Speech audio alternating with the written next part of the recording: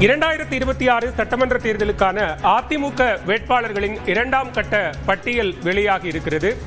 அதிமுக வேட்பாளர் பட்டியலை பொறுத்தவரைக்கும் முதற்கட்டமாக 23 பேருக்கான முன்னாள் அமைச்சர்கள் மற்றும் முக்கிய தொகுதிகளுக்கான வேட்பாளர் பட்டியல் வெளியிடப்பட்டது. இந்நிலையில் தற்போது இரண்டாம் கட்ட வேட்பாளர் பட்டியலில் 127 பேர் அடங்கிய பட்டியல் வெளியிடப்பட்டிருக்கிறது. இந்த பட்டியலில் இருக்கக்கூடிய பல்வேறு அம்சங்கள் குறித்தும் நாம் பார்த்துக் கொண்டிருக்கிறோம். இந்த முறையை அந்த 7.5 10% மாற்றி அறிவித்திருக்கிறார், உயர்த்தி தருவின் அறிவித்திருக்கிறார். இப்படி அறிவித்திருக்க பல்வேறு திட்டங்கள், அனைத்து தரப்பு மக்களுக்கான திட்டங்கள் நிச்சயமாக அதிமுகவிற்கு கூட்டணிக்கு மிகப்பெரிய வெற்றி இந்த தேர்தலில் பெற்றுத்தரும்.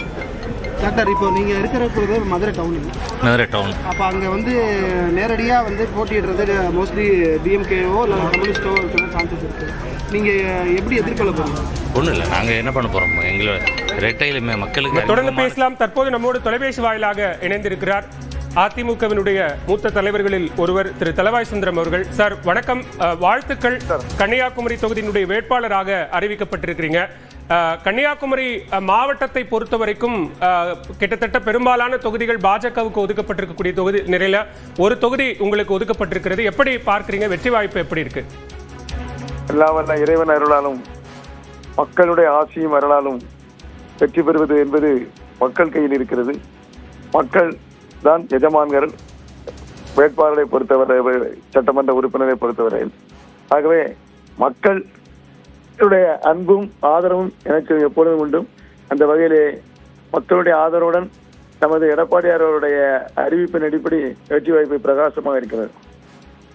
கன்னியாகுமரி மாவட்டத்தில் ஒட்டுமொத்தமா வாய்ப்புகள் எப்படி இருக்கு? நீங்க தற்போதைய சட்டமன்ற உறுப்பினர், மீண்டும் வெற்றி பெறுவேங்கிற ஒரு நம்பிக்கையை வெளிப்படுத்துறீங்க. மீதம் இருக்கக்கூடிய தொகுதி கூட்டணி கட்சிக்கு ஒதுக்கப்பட்டிருக்கு. அனைத்து கூட்டணி கட்சிகளும் வெற்றி பெற வாய்ப்பு இருக்கிறது.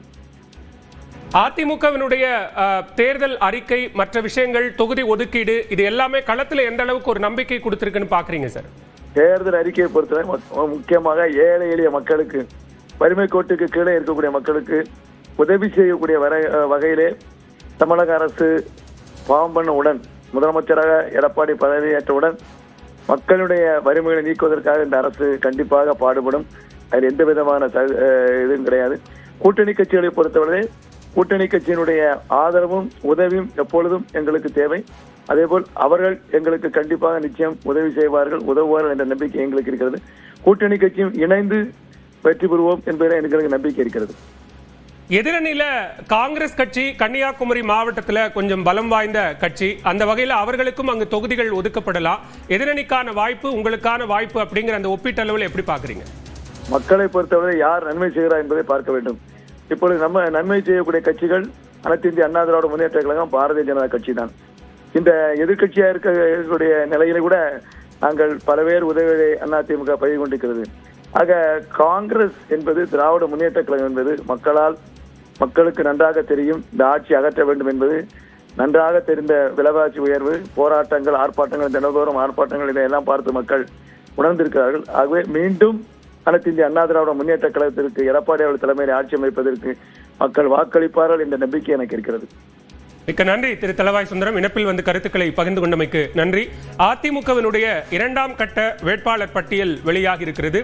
127 பேர் கொண்ட இந்த இரண்டாம் கட்ட பட்டியலில் இருக்கக்கூடிய முக்கிய அம்சங்கள் குறித்து பார்த்துக் கொண்டிருக்கிறோம். இந்த 127 பேர் கொண்ட பட்டியலில் 17 பேர் பெண்கள் 17 பேருக்கு வாய்ப்பளிக்கப்பட்டிருக்கிறது.